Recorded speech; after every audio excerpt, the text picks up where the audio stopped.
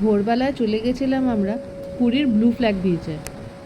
এই রথযাত্রার মধ্যে এত নিরিবিলি কাম কোয়াইট প্লেস আমরা আগে কখনো দেখিনি। হ্যাঁ, এটা আমার প্রথম ভিজিট ছিল।